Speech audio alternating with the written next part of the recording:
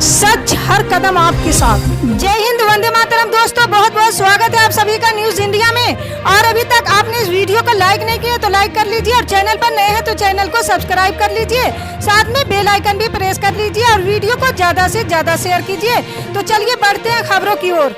इन महिलाओं के खाते में 6000 रुपये क्रेडिट करेगी सरकार, जल्द लिस्ट में चेक करें अपना नाम। आपको बता दें कि किसानों की तर्ज पर अब महिलाओं को भी आर्थिक मदद के लिए केंद्र सरकार ने स्कीम शुरू की है, जिसके तहत महिलाओं के खाते में 6000 रुपये केंद्र सरकार जमा करेगी। सरकार का उद्देश्य ऐसी महिलाओं को आत्मनिर्भर बनाना है जिनके पास कोई भी रोजगार का साधन नहीं है। प्रधानमंत्री मातृत्व योजना के माध्यम से मां अपने शिशु की देखभाल कर सकती है। स्कीम के तहत केंद्र सरकार ये फैसला महिलाओं के खाते में 3 किस्तों में ट्रांसफर करती है। योजना में आवेदन करने के लिए आपको कुछ डॉक्यूमेंट संबंध विभाग में जमा करने होते हैं। उसके बाद आप योजना का लाभ आसानी से उठा सकते हैं।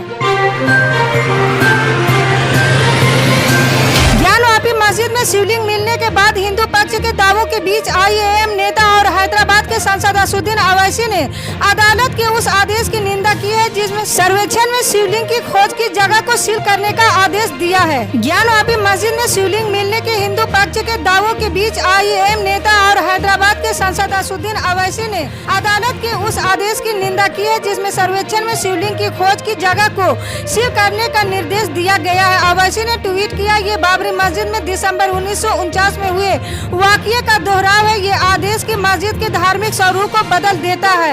ये 1991 के अधिनियम का उल्लंघन है, ऐसी मेरी आशंका थी और अब ये सच हो गया है। ज्ञानवापी मस्जिद थी और रहेगी, फैसले के दिन तक मस्जिद रहेगी इंशाअल्लाह। कश्मीरी पंडित की हत्या पर दिल्ली सीएम अरविंद केजरीवाल का बयान सामने आया है। अरविंद केजरीवाल ने अपने बयान में कहा है कि कश्मीरी पंडित राहुल भट्ट की हत्या एक सोची समझी साजिश है। इस घटना के बाद से देश चिंतित है। वहीं उन्होंने कहा है कश्मीरी पंडित अब तक सुरक्षित क्यों नहीं, ये केंद्र सरकार को बताना चाहिए। दरअसल जम्मू कश्मीर के बडगामा जिले में राहुल भट्ट नाकाम कश्मीर पंडित की गोली मारकर हत्या कर दी गई थी, जिसके बाद से कश्मीरी पंडितों पर सियासत तेज हो गई है। अगर आप गर्मी और लू से परेशान हैं तो आपके लिए अच्छी खबर है। मौसम विभाग ने हिमाचल प्रदेश के कई हिस्सों में अगले 3 दिन तक बारिश होने की संभावना जताई है। शिमला मौसम विज्ञान विभाग ने बताया है कि प्रदेश में पश्चिमी विक्षोभ सक्रिय हो रहा है, जिसके कारण गरज चमक के साथ हल्की से मध्यम बारिश होने का अनुमान है। इसके साथ ही मौसम विभाग ने प्रदेश में ऊंचाई वाले इलाकों में बारिश के साथ बर्फबारी होने की भी संभावना जताई है। जाति जनगणना को लेकर बिहार की सियासत गरमाई हुई है। केंद्र सरकार के इनकार के बाद सीएम नीतीश कुमार और तेजस्वी यादव बिहार जाति जनगणना कराने पर अड़े हैं। जाति जनगणना को लेकर बिहार की सियासत गरमाई हुई है। केंद्र सरकार ने इनकार के बाद सीएम नीतीश कुमार और तेजस्वी यादव बिहार में जाति जनगणना कराने पर अड़े हैं। वहीं सरकार में सबसे बड़ा दल बीजेपी इसके पक्ष में नहीं है। बीजेपी की नाराजगी के बाद भी नीतीश कुमार ने जाति जनगणना कराने का ऐलान कर दिया है। तेजस्वी यादव हाल ही में इस मुद्दे को लेकर सीएम नीतीश कुमार से मुलाकात की थी। वहीं अब बिहार के मुख्यमंत्री ने इसे लेकर अपनी प्रतिक्रिया दी है। जम्मू कश्मीर के पूर्व मुख्यमंत्री और पीपुल्स डेमोक्रेटिक पार्टी की अध्यक्ष महबूबा मुफ्ती ने ज्ञानवापी मस्जिद सर्वे को लेकर केंद्र सरकार पर निशाना साधा है। महबूबा मुफ्ती ने कहा, हमें उन सभी मस्जिदों की सूची थी जिन पर आप नजर रखे हुए हैं।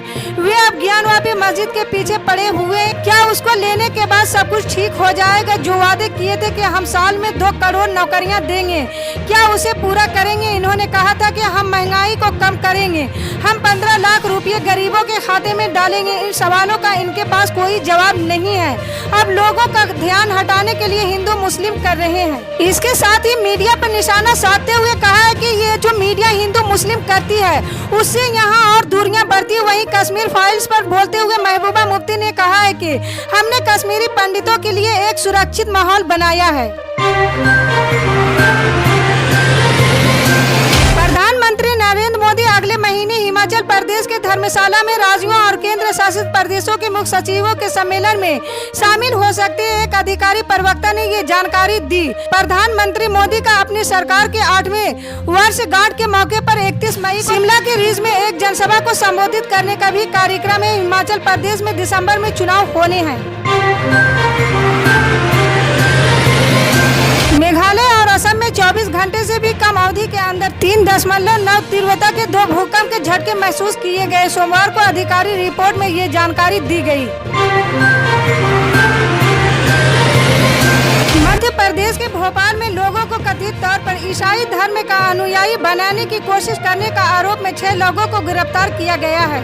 एक अधिकारी ने सोमवार को ये जानकारी दी। इस मामले के बाद मध्य प्रदेश के गृह मंत्री नरोत्तम मिश्रा ने कहा है कि पुलिस को स्कूलों में धर्मांतरण गतिविधियों की निगरानी करने का निर्देश दिया गया है। बिहार के गोपालगंज जिले में बेखौफ चोरों ने एटीएम का कैश बॉक्स तोड़कर एटीएम के बॉक्स में रखे 9,65,000 रुपये की चोरी कर ली। चोरों की एटीएम में चोरी करने की ये पूरी वारदात सीसीटीवी कैमरे में कैद हो गई है। वारदात थावे थाना के गोपालामण स्टेट बैंक शाखा की है। घटना के 3 दिन बाद जब बैंक खुली तब बैंक के अधिकारियों को इसकी जानकारी मिली। बैंक के मैनेजर ने थाने में मामला दर्ज कराया है। भारतीय किसान यूनियन में रविवार को पड़ी दरार नई नहीं है। भूमिका के संस्थापक चौधरी महेंद्र टिकैत लेकर राकेश टिकैत तक 36 साल में 11 बार ऐसी टूट हो चुकी है, लेकिन अभी तक के इतिहास में बगावत कर अलग लिख खींचने वाले हमेशा हाशिए पर ही रहे हैं। असली भूमिका पर टिकैत परिवार के वर्चस्व का समाप्त नहीं कर पाया। इस बार की दरार और बगावत संगठन के केंद्र को लेकर हुई है।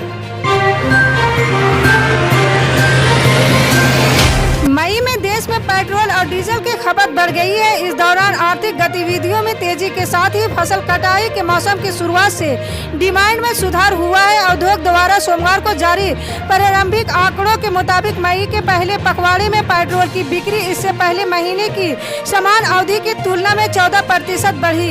इस दौरान डीजल की मांग 1.8% बढ़ी, जबकि रसोई गैस की बिक्री 1 से 15 मई के दौरान में 2.8% बढ़ी है।